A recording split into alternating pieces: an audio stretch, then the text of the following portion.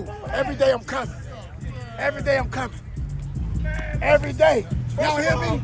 J-Mac only like to talk when his backs get exposed to play. He don't talk shit the whole practice from the beginning to the end. He just run on the field whenever they make a big play. That's it. That's it. Hey, what coach? He don't want to run the ball at all. What coach not to say? He don't want to run the ball at all. He don't want to run the ball at all. He come through Temple. That's on you. He ain't built like that for real. He ain't built like that for real. 826. Hey, that's on you. That's on you. Good morning. Good morning. Y'all know how we start. I always got to start with a good morning. Welcome to another edition of Morning Wood. And this morning, I want to talk about one word and one word only. Pressure. Because the closer we get to September 3rd and Georgia Tech, the more everything we're seeing in Boulder comes back to that word, pressure. How do you create pressure? How do you handle pressure? And maybe most importantly, what do you do when you haven't experienced pressure yet? Because Colorado is dealing with all three. And let's start on offense. Some people want to call it basketball on grass. By now, everybody has heard us talking about Brennan Marion's Go-Go offense. But now the national folks are starting to catch up to it. The AP has described it, again, as basketball on grass. And when I heard that, I laughed because there's something I can tell y'all, actually from being in practice, that Brennan Marion often has a damn basketball at football practice. I'm serious. You look over there and Coach Marion has a basketball doing crossovers, simulating shots. But once you understand how this man sees offense, it actually makes sense. Because think about basketball. You're creating mismatches. You're creating space. You're forcing defenders to make decisions, to hesitate. You move one way, I counter another way. You take this way, I'm coming with that. You overplay one side, I'm attacking the other. That's the go-go. So when somebody calls it basketball on grass, that ain't just a cute phrase. Watch Brennan Marion coach. Watch how he thinks. Hell, watch what he brings to practice of basketball. He's trying to make a defense defend space and personnel the same way a basketball team has to count for 5 different threats on the floor. You got Juju Lewis standing back there like a point guard. You got running backs who can line up together. You got tight ends. You got movement, misdirection, different formations. And at the foundation of it all, run the damn ball. And Lord knows Colorado needs it, and we're going to use it because I went back and I double-checked this one. Colorado has not had an individual 100-yard rusher in a game since November 22. Not 23, not 24, not 25, which means Coach Prime has never had a 100-yard rusher at Colorado. Think about that. We've seen Shedeur Sanders. We've seen Travis Hunter. We've seen record-setting passing performance. We've seen NFL draft picks. We've seen a Heisman Trophy winner. But in 3 seasons of Coach Prime football at Colorado, not one 100-yard rusher. So Brennan Marion isn't coming here trying to tweak something. He's trying to change the identity of Colorado football. And here's the thing interesting. Everybody keeps asking me, Unc, what does the go-go look like? And I keep telling y'all that's the wrong question. So like if I'm a Georgia Tech fan, I'm asking, what the hell do I have to prepare for? Because Colorado doesn't have to show Georgia Tech everything, but Georgia Tech has to prepare for the possibility of everything. 2 backs, 1 back, tight ends, maybe a fullback, movement, tempo, misdirection, different formations, different personnel. And somewhere in the middle of all that, don't forget, the point guard can shoot. Because Juju Lewis can throw the damn football too. See, that's pressure created by uncertainty. Now let's flip it to the other side of the ball. Colorado got a little national recognition this week. 2 buff linebackers, Gideon, Lampron, and Leona Lefau, were both named to the preseason Butkus Award watch list. That's the award given annually to the best linebacker in college football.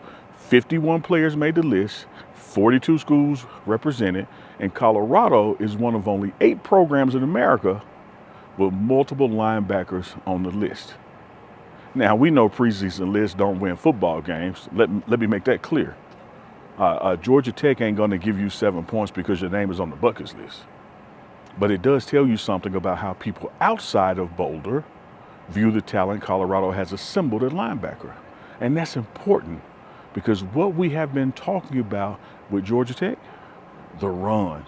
They want to run the football. We've already heard folks predicted they're going to run it 40 times, 50 times, and line up and try to beat Colorado up. Pummel was the word they used. Okay, well, guess what? If that's what you want to do, Gideon, Lampron, and Lefau ought to be licking their chops, because now the challenge is sitting right there in front of you. You want to be considered one of the best linebackers in America? September 3rd gives you an opportunity to start proving it. Don't tell me about the watch list. Make me watch. And that's a degree of pressure too. Pressure created by expectation.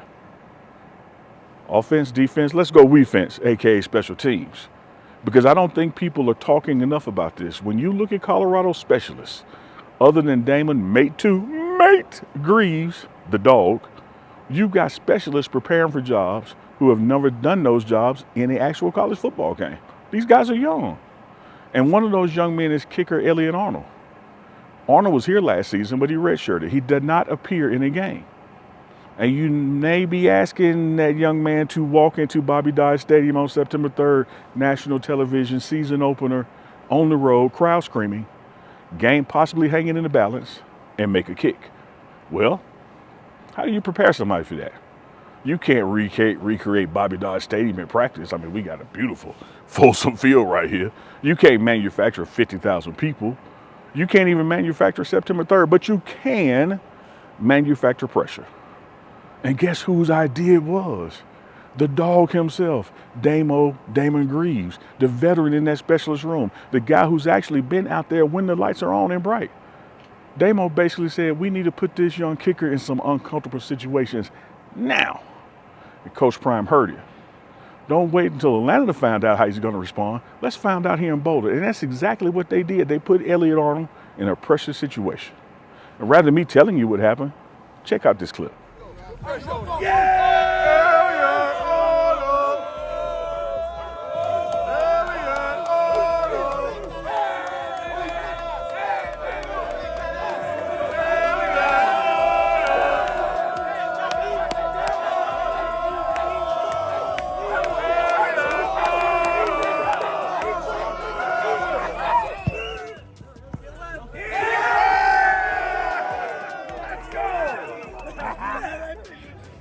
We put a lot of pressure on our kicker, and he came through where he at. Come on, Elliott Arnold.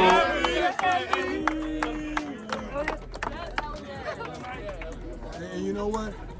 Mate called for it. Where you at, mate? Yeah, mate. Mate knew what we need, knew what we got to have to get him right. And mate told me before practice.